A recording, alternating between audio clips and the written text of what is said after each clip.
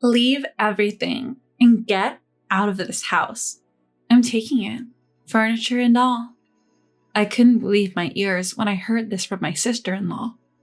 Ever since my husband, Noah, passed away, she's been doing whatever she pleases. Even when I remind her that this was mine and Noah's home, she doesn't care. I felt that even if I resisted, nothing would change. So, I decided to leave everything behind, just as she wanted. Fine, I'll leave.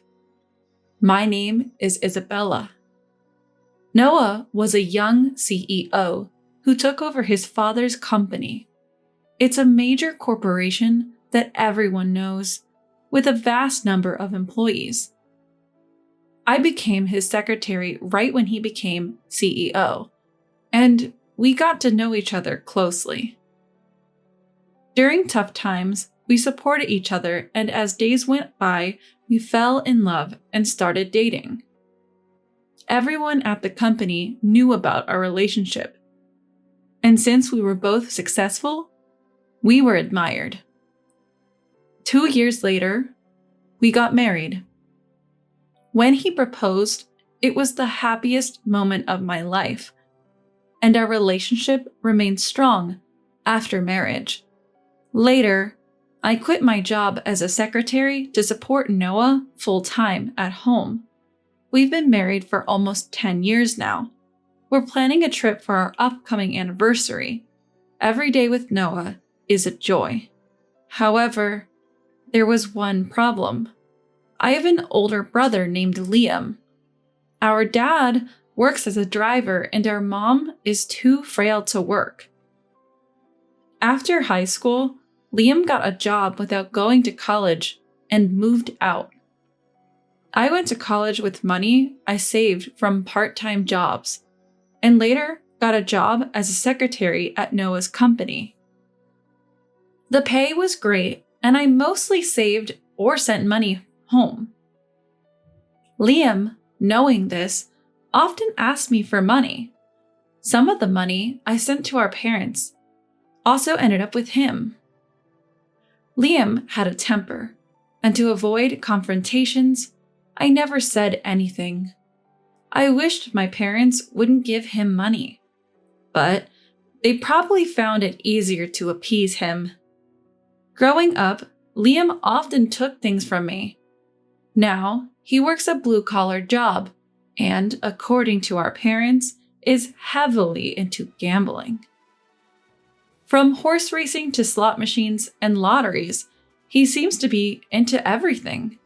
Despite having such a troublesome brother, I still gave him money after getting married. Sometimes he even asked Noah for money, which I really wished he'd stop. Every day, I was frustrated with Liam, but his wife Harper was even more of a headache. Given Noah's position, we lived in a luxury, high-rise apartment furnished with high-end items for when company associates visited. We bought the apartment thinking of our future children. I had difficulty conceiving, but after 2 years of preconception care, I finally became pregnant. Because of my frequent hospital visits, I'm often away from home, but Harper would still be at our place. It would be okay if she visited, but she'd have a mess and treated me like a servant. Isabella, I'm hungry. Get me something. I'm leaving for the hospital soon. Then order delivery. Harper never lifts a finger or offers to pay when she's at our place. I have to do it all. When I talked to Liam about it, he didn't help much. Just listen to my wife. You have plenty of money. No matter how much we earn, this is a separate issue. I've confronted Harper, but she'd just say, "You're annoying. Take money from me and go gambling with it."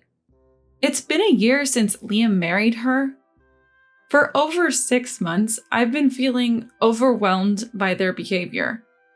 I've talked to Noah about it, and he's apparently discussed it with my parents. But I assume there's been no progress since they won't listen.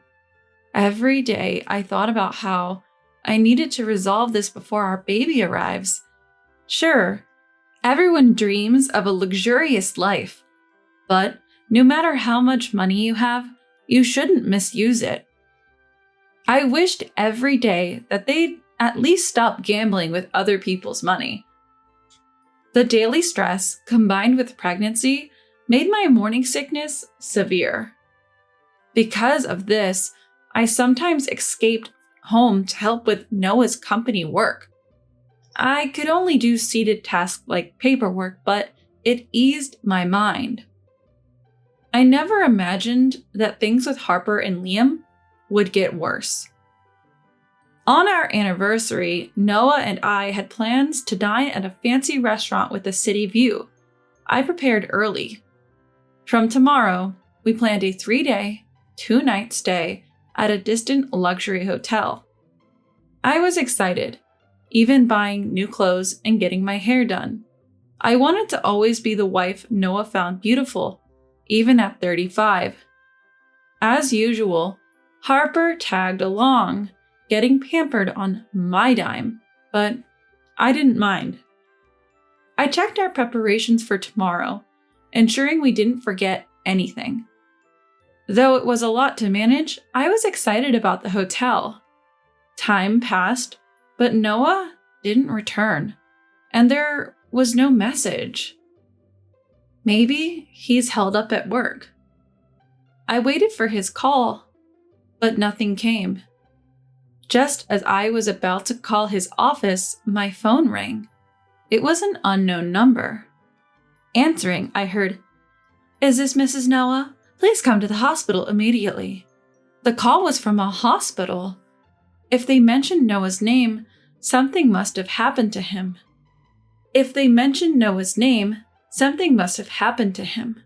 I quickly grabbed essentials, hailed a taxi, and rushed to the hospital. I was led to the surgery waiting area.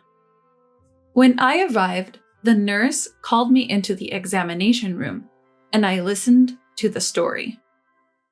The doctor explained that Noah had been in a collision with a car that ran a red light. He was critically injured and undergoing surgery. They told me to brace myself as he might not make it. I was in shock and couldn't process the news. After hearing about the accident, I was in a panic and barely remember what followed. I prayed desperately outside the operating room. "Noah, please stay alive, please." 4 hours later, the surgery door opened and the doctor emerged. "We did our best. I'm so sorry." Noah didn't make it. I cried uncontrollably, my sobs echoing in the dim hospital corridor. Memories with Noah flooded my mind, and though a nurse tried to comfort me, I barely noticed. Soon after, my mother-in-law arrived, crying in my father-in-law's arms.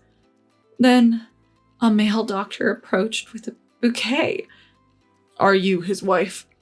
Mr. Noah wanted you to have these when he was brought in." Apparently, Noah was conscious when the ambulance arrived and asked them to bring the flowers from his car.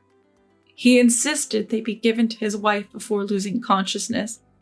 The bouquet, slightly damaged from the crash, was still a beautiful bunch of roses.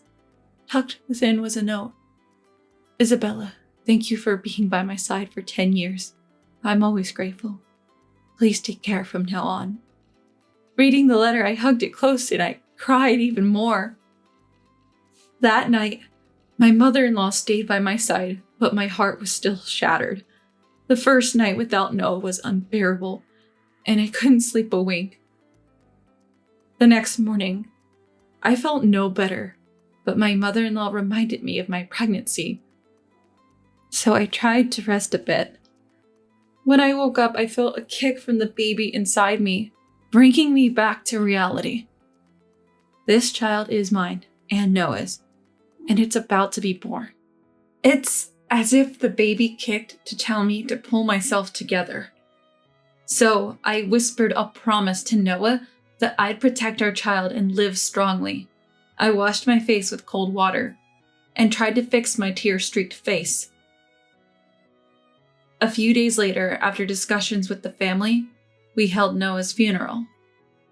Many attended, including family, colleagues, and business partners. But amidst the mourners, one person stood out. Why should I wear mourning attire? It's so outdated. Harper was dressed in a flashy party dress, completely out of place. Many looked at her with disdain, but she seemed unfazed. She even started flirting with some of the business executives. It was clear she was after their money. After the funeral, my mother-in-law called a family meeting about Noah's life insurance. She believed I should receive everything, but some family members thought it should be shared. Harper and Liam joined the discussion. Shouldn't the insurance money go to Liam, the eldest sibling? Harper's argument seemed driven by her own desire to get a share. She even said, Isabella probably has enough savings. She doesn't need it. I sighed at Harper's audacity and confronted her about her inappropriate attire. No matter the reason, you two won't see a dime of that insurance money. And your attire? Hardly fitting for a funeral. As I spoke up, the surrounding family members shot icy glares at Harper. Feeling the tension, Liam and Harper quickly left the scene. For Harper, this was the first time meeting many of the relatives. But her first impression? Absolutely terrible. What's the big deal? Harper, clearly irritated, stormed out with a flushed face. Seeing her like that, I felt a bit of satisfaction. Always being taken advantage of, today felt like a small win. I hoped she'd realize she can't always have her way. But that hope was short-lived. The matter of Noah's insurance would be discussed later, and days went by. After the confrontation at the funeral, Harper disappeared. She was probably gambling away, angry at me. A week passed without seeing Harper, and it felt like a peaceful break. One day, I had to visit my mother-in-law's house. After finishing my errands, I decided to shop before heading home, but as I approached my house, I noticed the lights were on. Thinking it might be a burglar, my palms got sweaty. I tried to stay calm, turned on my phone's recorder, and attempted to unlock the door, but the key wouldn't fit. After multiple attempts, I rang the doorbell. Harper's voice responded. "What are you doing? Open up!" She opened the door. Glaring at me in her casual clothes, she had changed the locks while I was at my mother-in-law's house. It seems that she waited for me to leave and changed it during that time. Then she said something shocking. "I'm taking this house with everything in it. Leave everything and go." I couldn't believe my ears. However, the words that come back are exactly the same as what I heard. "This is Noah's and my house. You should leave. You don't have a husband anymore. The house is too big for you. I'm doing you a favor." I remembered I was recording the conversation. If I continue to resist, I will be weaker and lose. I decided to back down for now and use the recording later. "Fine," I said, and left. I called my mother-in-law, who kindly took me in. I told her everything and played the recording. "This is just like theft," she said, "and I could possibly get compensation for the emotional distress." She advised contacting the police and a lawyer. The next day, I did just that. The lawyer confirmed it was a case of theft and that I could get compensation. I updated my mother-in-law on everything. My parents knew about the situation but seemed to have given up on Liam. The audacity of trying to take a home from a pregnant woman is beyond belief.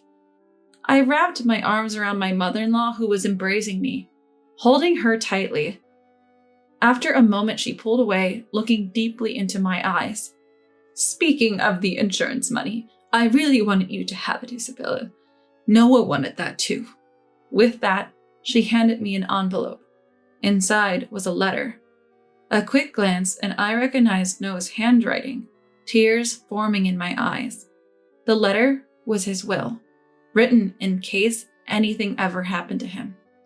Given his position as a CEO, he probably wrote it knowing the unpredictability of life. The message was clear. All the insurance money and his savings should go to me and our unborn child. Regarding the company, he mentioned that I might need to work if he wasn't around. He hoped I'd take over the business and become the CEO. But with a child on the way, he also suggested I could take a break and trust the company to a reliable employee. I wasn't immediately sure about taking over the company, but having observed Noah's work closely, I felt it was possible. Reading the letter, I felt Noah's presence more than ever and cried for a while. Once I composed myself, I told mother-in-law I agreed about the insurance money, but needed time to think about the company. She offered to let me stay with her for a while, and I gratefully accepted, heading to bed and falling asleep quickly. The next day, following mother-in-law's advice, I contacted a lawyer, visited a law firm, and then the police station. I had done some online research, and as expected, it was treated as theft. The lawyer assured me he would claim compensation. I finished all the procedures that day and shared everything with mother-in-law. She had already informed other family members about the recent events. I also spoke to my parents, but they seemed resigned, saying they didn't want anything to do with Liam anymore. I didn't want to see such parents anymore, so I just waited for the police to contact me. A few days later, I received a call from the police. "We're headed to your previous residence now. Is that okay?" I quickly agreed and followed them to Harper's place. I waited in a parked police car nearby. The police rang the doorbell and knocked. Upon seeing the police, Harper's face turned pale. "Sorry, ma'am, we're with the police. You're under arrest for theft." But wait, Harper, usually defiant, was speechless and visibly shaken. Liam was also arrested as an accomplice. I had never seen him so terrified. Seeing their reactions gave me a sense of relief. Later, the police and lawyer updated me, and I was able to return home. Apparently, Liam and Harper were evicted from the rented apartment due to unpaid bills, which led them to forcibly take my house. Regardless of their reasons, they should have known better. They didn't seem to understand that what they did was wrong. Hopefully, this arrest will be a wake-up call for them. Of course, they now owe me compensation. I hope they accept this as atonement. Finally back in my high-rise apartment, I called mother-in-law. "Hello, mother-in-law. I've decided to take over Noah's company. It's his legacy." "That's wonderful. Noah must be smiling down on us from heaven." I was determined to continue the legacy Noah had built as a CEO. It felt like the right thing to do for him.